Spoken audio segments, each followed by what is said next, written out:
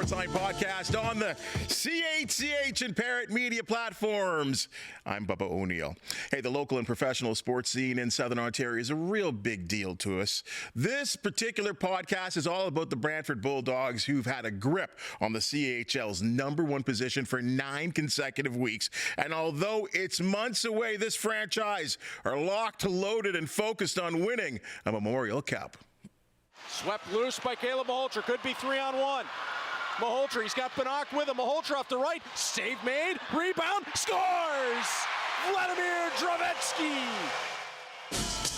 Coming off last weekend's victory over the North Bay Battalion, the Brantford Bulldogs have only been defeated twice in a franchise best 28 games to start a season. Well, to talk about this special squad, let's say hello to one of the big dogs of the organization. He is the president, or at least vice president and general manager of the Hamilton, or at least change out, the Brantford Bulldogs, Spencer Hyman. Thank you so much for joining us on the Sportsline Podcast.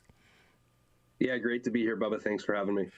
Well, I mean, I'm going to say this to you. There is just so much to talk about, so much, I think, for you to be happy about. But the latest announcement comes in the form of what could be coming in the future, or what will be coming in the future, and that's a brand new spanking arena. How does that feel? Yeah, it's incredible. We're so grateful. Unbelievable feeling to be able to get a new home in Brantford, a permanent spot for us, which is all we could ask for. This is what we wanted from the start, and to see the commitment from the community, from the city, is just unbelievable, and we're so grateful, appreciative, and excited. I know there was a sort of verbal agreement, and I know there was some time in getting the deal done, and City Hall had to have their conversations. Were you pretty sure that this was all going to happen? You know, we didn't know for sure. I knew that the city was very excited about the possibilities. And obviously when you see the community support that our organization gets at the Madhouse, we're just so grateful that, the city came together and kept their team in Brantford, because I've said it all along that the Brantford, it's the Brantford Bulldogs, not just the Bulldogs, and Brantford's our forever home. You're talking about, staying at TD Place for the time being. When do we get the shovel in the ground, and when do you expect that you guys will be playing games in your new home? Yeah, so we just did our lease. We signed it completely, so that's all finished and done now, which is amazing. Expectation is construction is going to start early 2026 in January. And the city's pretty adamant that we're going to be in there by September 2028. So there'll be, the 26-27 season at the TD Civic Center, 27-28 season at the TD Civic Center, and then 28-29 we'd be in the new building, which is incredibly exciting. To the product on the ice, when you had training camp back in the fall, could you have ever expected that through the first 28 games, you guys would be where you are right now and nationally recognized as number one in the nation? You know what? I said it from the start. Our goal is to be the best we can be every single day. I know that's cliche, but it's the truth.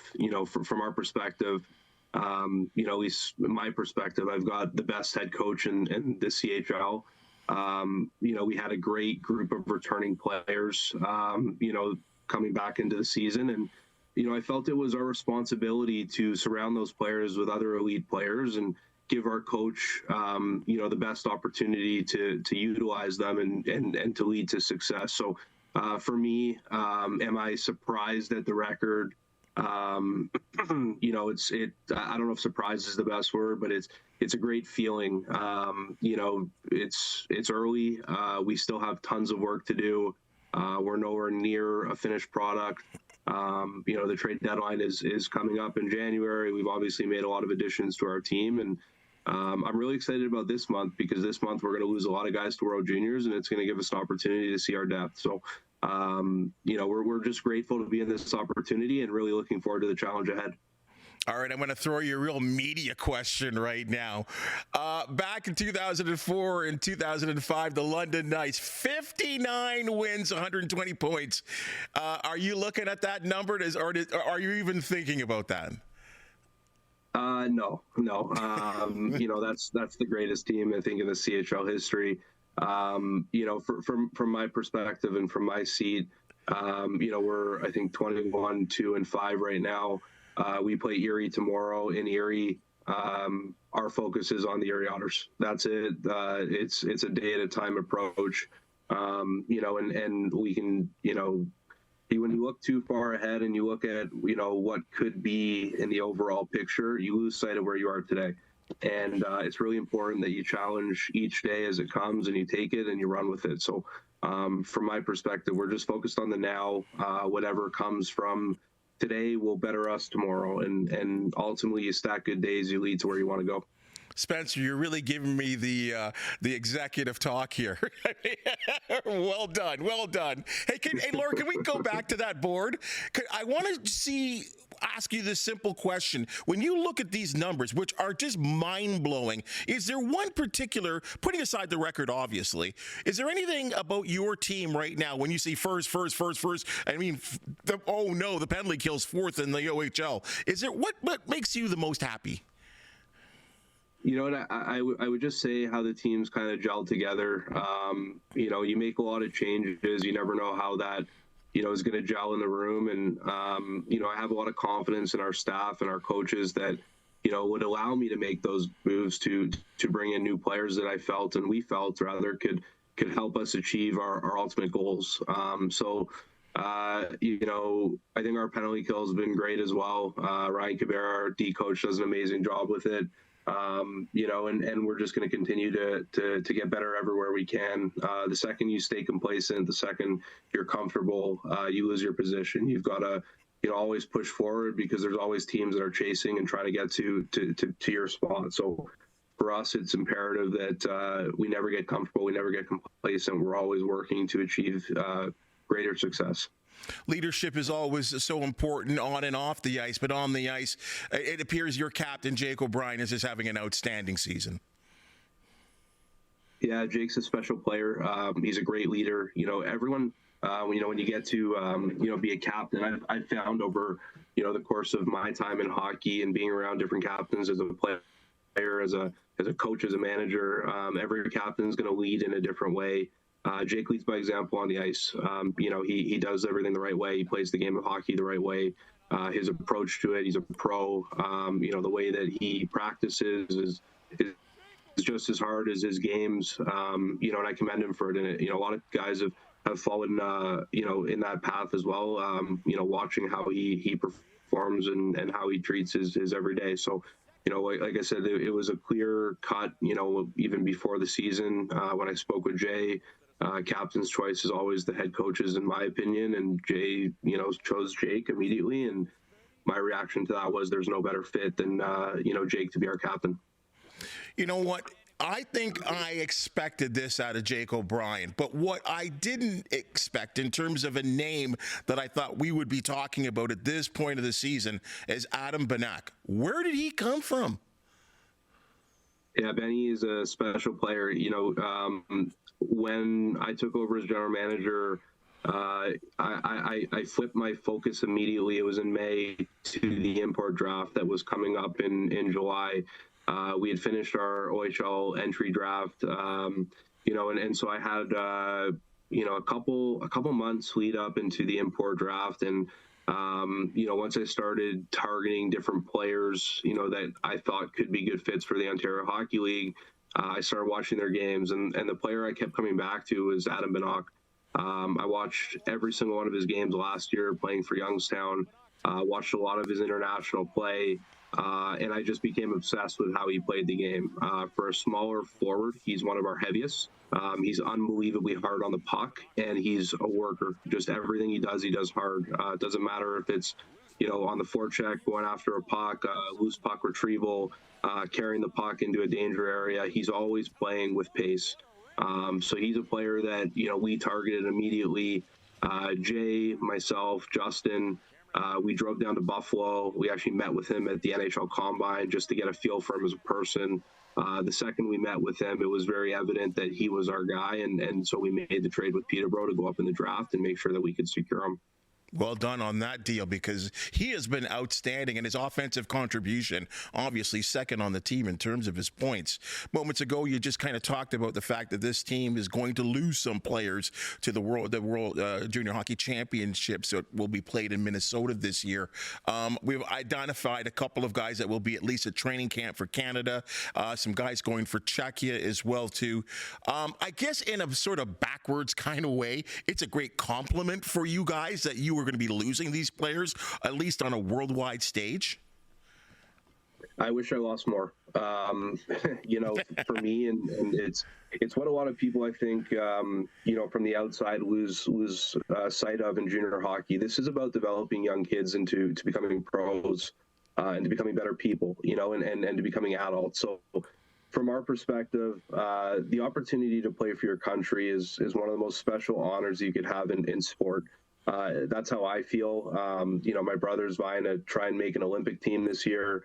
The World Juniors is one of the most special events in international play, in my opinion. It's an event where, the whole country, at least in Canada, rallies around these boys in support of them to achieve a gold medal for their country. So from my perspective, I'm so happy that, we have 3 players that are going to have the opportunity to make the Canadian team, and 3 players that are going to have the opportunity to make the Czechia team.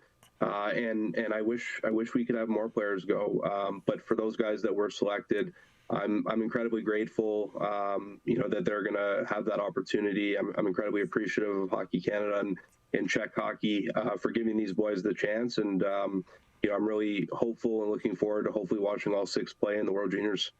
I'll use Team Canada and, of course, Hockey Canada to start with. Are they in contact with you, or are they just kind of watching tape and, scouting games? But how much contact is there with Hockey Canada and yourself? Yeah, lots. They've always identify when they're going to be coming to watch the boys, throughout the year.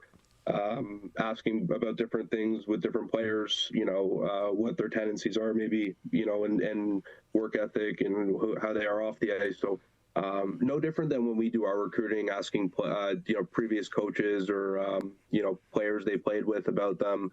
They're going to do their due diligence on all the guys that they're looking to select as well. So for us, it's, it was not constant communication, but definitely questions. And I'd be remiss if I didn't mention that Chris Cook, our equipment manager, is going as well for the 7th straight year. Thank you. And he's the best in the business. So, he's going to be a massive loss for us, but, we're excited for Dave Curtin, our assistant equipment manager, to take over. And I know Cookie's prepared him for the next month.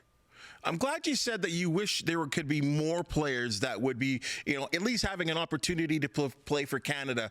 And I will have to bring up a name here in Marek Van Acker. I know we use the media word. I'll use it. Snubbed? Help me here. How does he not make, or at least have the opportunity to play for Canada? Is there anything you see? We were disappointed Marek wasn't selected, but then again, Nick Ardis wasn't either last year. I think, when you're building a team, at least how I look at it is, you're trying to find the right pieces. You don't necessarily need to take all the best players, but you need to find the right pieces to your puzzle. And for whatever reason, they decide to go in a different direction. And, with Marek, I had a chat with him. He's got such a good head on his shoulders. He's having an incredible year. And I told him, just the perspective is everything. He's a first-round pick of the Chicago Blackhawks. He's leading the OHL in goals, thus far. And he's going to have an opportunity to, strengthen his lead in that category and continue developing here and really holding the ship down and the fort down here while some of our guys are away. So I'm really proud of how he handled, not being selected. Really shows, a lot about his character as a person and a leader. And he's really excited for his teammates that have gotten the opportunity to go. So I'm really proud of Marek. Like I said, I am disappointed he's not going to have the opportunity to compete for a spot. But, in saying that, I know he's going to be stronger for it. It is a hard team to make, and at the end of the day, we're just proud of how Merrick handled the news. Well, I'll tell you this from my perspective, and I know you don't want to hear it, but but a fifth place finish I'm not happy with. Give me the best players who are playing the best hockey right now. I said my piece. Yeah. You've had these players that have been drafted and are just on the peak of going to the National Hockey League. And then you've got someone by the name of Caleb Malhotra, who I'm going to presume is going to be making some noise in the NHL draft this year. Again, he has really stepped up his play throughout the first 28 games of the season. Yeah, Caleb is special. That's the word I would use to describe Caleb Malhotra. Special on the ice, special off the ice, raised the right way, a pro. He's 17, but he's already a pro. The way he approaches the game, the way he plays the game, how he treats his teammates, how he treats his staff, just an A-plus human being on and off the ice. And so from our perspective, we couldn't ask for more from this kid. He's come in and done everything the right way.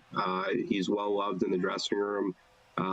He works hard in everything he does. He's a great student, and he's a great person. So from our, from us, we're just thrilled that Caleb's a Bulldog. Very excited for him and the success he's having this year. And I know he wants to continue that into the second half and hopefully be a huge part of our team going on a good run. How much do you think the influence of his father playing in the National Hockey League would have had on him, if any? Yeah, I think it's huge. I mean, I know the influence my brother has on me, being a pro hockey player and having a perspective of, what he sees on a daily basis when I make decisions in our office. So his dad's not only a former NHL player, but he's now, a pro coach and coached with the Leafs and won a Calder Cup last year. So I think having your dad understand the game on that level is incredibly valuable. And I don't want to speak for Caleb or for Manny, but I know if it was my dad in that situation, I'd take advantage of every piece of advice he'd give me, and I do with my dad too, because he's run hockey teams and and he's guided and helped me the entire process since I've taken over. So I'm sure it's been a huge help for Caleb, and but in saying that, I know in speaking with Manny, the biggest thing that he wants with Caleb is that he's his dad. Jay's his coach, and Manny's done a really, really great job at raising a really good young man. Let me ask you this from your perspective as a general manager and VP of hockey ops and, kind of running the team and looking at it on a daily basis on what you would like to see, providing your head coach with quality players. I'll be honest with you, I'm actually very surprised with the record that you've had, my email going off, ding, ding, ding, another deal. How much tweaking do you do on it? It's obvious when your team is struggling that you got to do something, but your team is performing so well. And then I look at the quality of players that you're getting. How much are you working behind the scenes? We have it's a full team effort. I've got the best staff in the world. My assistant GM, Justin Ishmael, been a rock for me, for us. For our organization, Mike Lottie, my director of scouting and hockey ops, not just finding players for tomorrow, but also helping me with the team today. Pete Goulet, our head scout, who's been unbelievable. And then Gary Roberts, obviously, who's senior advisor, but also, taking care of our players in the gym and what they're putting into their bodies and whatnot. So I've got an unbelievable support system that, works with me on a daily basis to help me put this team in the best position to succeed. And the last guy that, I haven't brought up here, but he's, I think, the heart and soul underrated guy in our organization is Owen Burnell, who's our assistant coach. He does all of our video, but he's also an incredible gauge of talent, and finds perspective on what we, may lack or need. So for me, it's, I think the best quality of a manager is having good people around you that you trust. And I can confidently say that I've got the best. So It's a ton of work, but it's not really work when you love what you do. And I love every second of every day. I get upset when I have to go to bed, and I get excited when I get to wake up. So it's not a job when you feel that way. No, it isn't. It's an unbelievable experience to feel that way. I know I do, just doing what I do. I can only use what we've seen prior with the two fantastic teams that won OHL championships with Steve Staios, and I know everyone does everything in a different way, but I always noted that near the getting to that trade deadline that something was going to be done, no matter how good the team was. Are you expecting to maybe turn some screws as well too as you get closer to the playoffs? Yeah, I think, and this relates back to the World Junior conversation. I think it's a blessing that we're missing guys because it gives our staff and myself a really good opportunity to see our depth and see guys in an elevated role. And, I think that's the biggest thing. You have superstar players that are away. What happens if there's an injury? Can someone that's here step up and take over that spot, and can we still achieve what we want to achieve? I think we have a pretty good grasp on that, but it's always great to see guys get elevated roles, leading up to the trade deadline and knowing where we stand. So, I think we've done a lot of movement. I'm really happy with where our team is right now, but I can't predict tomorrow. And, we kind of take it day by day and see what arises. And if we feel like we need to do something to better our team, I won't be afraid to do that. But if not, then, we're also comfortable where we are. So it's just a day-by-day approach right now. And I, honestly wouldn't have an answer for you either way. What team out there, and I'm not going to say scares you, but is there an outfit out there where you say they're coming for us, or we feel you? Is there a team out there that you're going to have to get over the hump to get to where you want to be? Yeah, and again, Bubba, this could be cliche, but we lost a game to Brampton, who's, I think, it's 7th or 8th seed, and we lost the game to Oshawa, who's, I think, the 9th or 10th seed in our conference right now. It's the Ontario Hockey League. Every team's good, and every team is going to give us our best every single night that they play us because we're sitting in the position that we're sitting, and they want to beat us. I think there's a ton of really good hockey teams this year. I think there's challenges with every single one that we play. In the Eastern Conference, obviously Ottawa's on our tail. They're a really strong team. Barrie's in a good spot. Peterborough's a really tough team to play against. So there's a ton of really good hockey teams, and I think anyone we play is going to give us a challenge, and we have to be ready for it. Is that a message that the coaching staff gives to the players that, hey, look where you guys are at? You obviously know because you've been winning so many games, and it's a great feeling that, every game, no matter who you play, as you said, even the 8th seed, the 9th seed, whoever you're playing, they're gunning for you guys. Is that a feeling amongst the players? Would they be under that mindset as well, too? 100%. You're always the hunter, or you're being hunted. And, at the end of the day, we have to bring our best every single night to achieve success. And if we don't, we get caught. That's the reality of sports. That's the reality of playing hockey in a good league, in a great league. And we're in the best junior hockey league in the world. So every team's strong. There's no weak teams. Any team can beat anyone on any given night. That's been proven this year. And we need to bring our best every single night. Let me throw this to you about, it wasn't all that long ago, when we were sitting with you, the cameras were on you guys, and your dad, your whole family, the Anlauers, when the deal was done. And you were like a kid in a candy store, knowing exactly what was going to be, at least in the future for your family with this hockey club. A year into it now, is it everything that you thought it was going to be? It's more. This hockey club, the Bulldogs, it changed my life, in the best way possible. I felt like I was missing something, at the end of the day, it was the Bulldogs. I love our team. I love the community.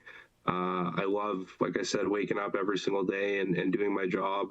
It's the greatest gift I've ever been a part of. Being a Bulldog. So for me, I've got so much passion for this organization, for this brand, for this team, for the history of it, protecting it, making sure that this club is always in the best position to succeed, and giving our fan base what they deserve, which is a winning product every single year and a product that they can be proud of, where they put on their Bulldog jerseys or hats or shirts, and they can wear it with pride, knowing that they're supporting their team in Brantford, and the team is competing on the ice for a championship. And so for me, it's a responsibility I don't take lightly. It's the greatest job in the world, and the Bulldogs are the greatest gift I've ever been a part of. So for me, it's very special.